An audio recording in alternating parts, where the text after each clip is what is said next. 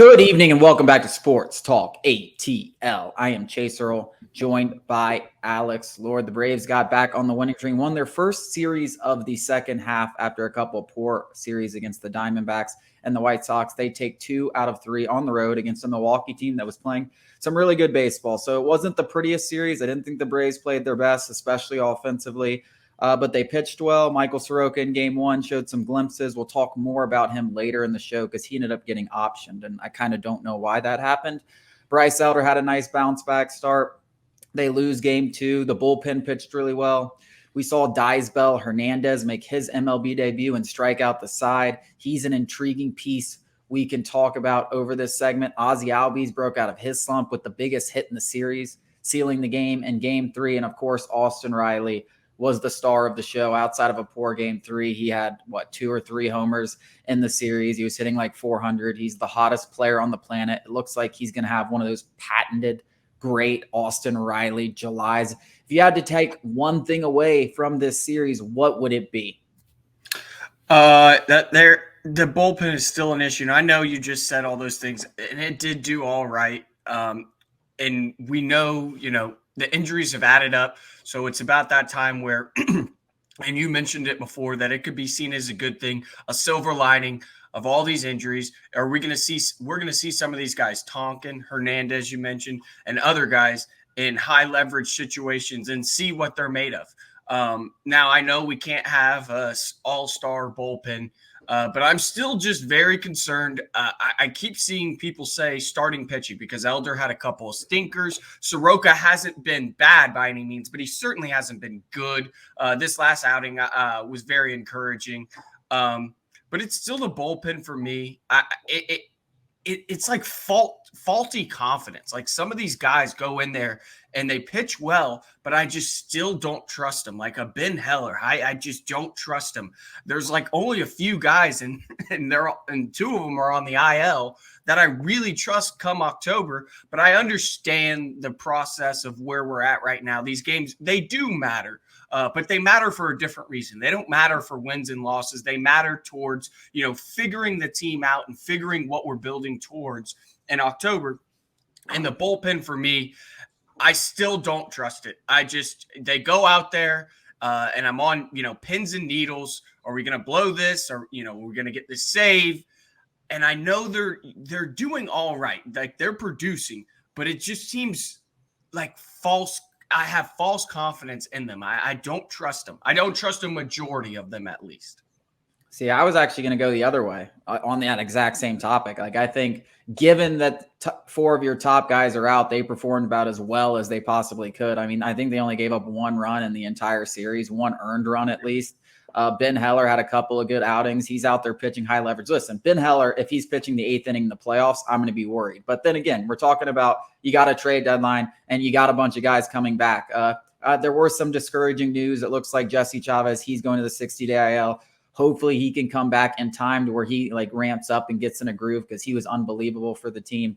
Obviously, Nick Anderson's probably done for the season. AJ Minter is already going to have his rehab start. I think he was just precautionary. I mean, I'm going the other way simply because I'm not thinking of Ben Heller as a guy who's going to go out there and pitch the 8th inning.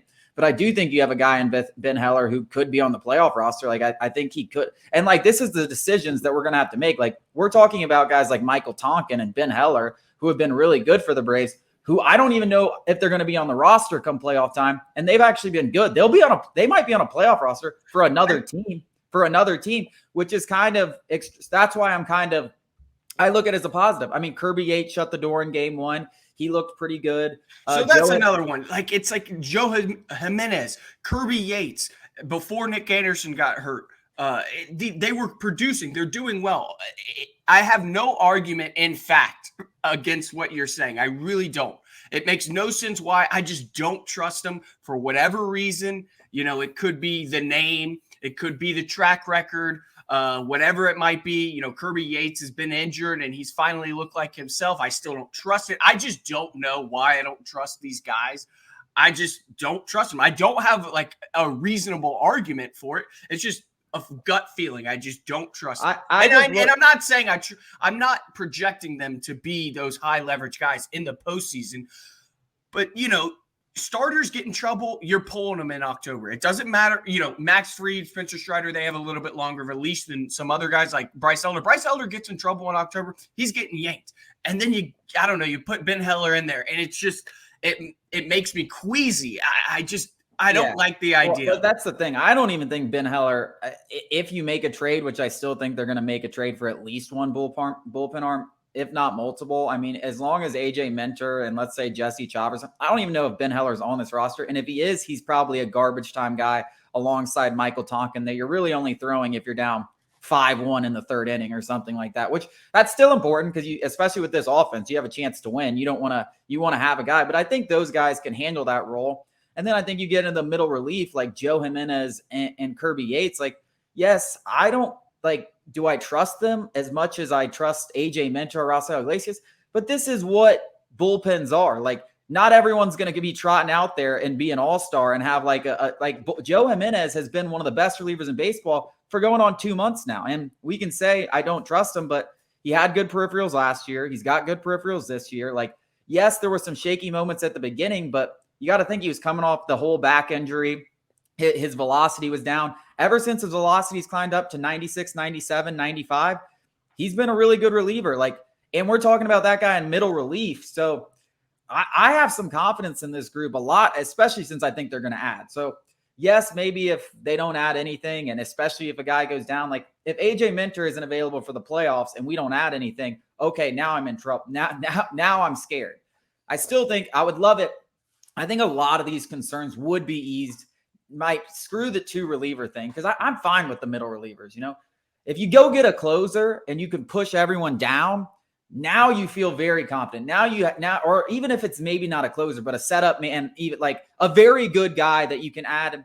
Right now you have tiers, right? And the clear number 1 tier is Iglesias and Minter. If you add someone into that tier where you have the 7, 8, 9, and then you can worry about the rest, just go with the hot hand, like whether it's Kirby Yates or Joe Jimenez or even Ben Heller or Jesse Chavez or Dylan Lee, whatever it is.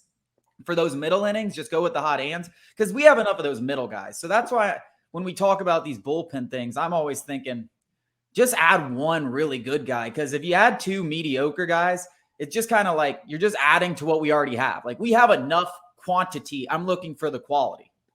Yeah, and a couple more takeaways. You mentioned Austin Riley, and he's been pretty bad outside of this last stretch.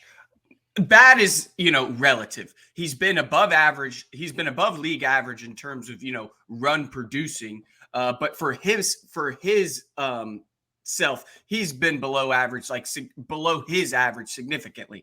And it looks like he's back.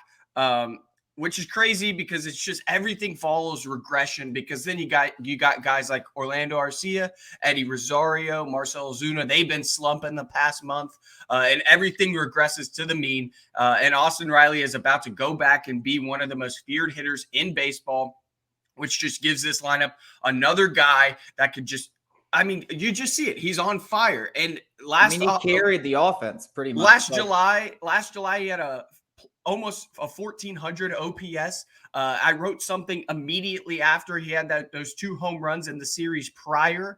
And it looks like it's here. Like this month where he just goes scorching hot and it couldn't have been at a better time, honestly, because a lot of other pieces have been slumping. Like I said, Orlando Arcia hasn't been as good. Eddie Rosario hasn't been as good. Marcell Ozuna hasn't been as good.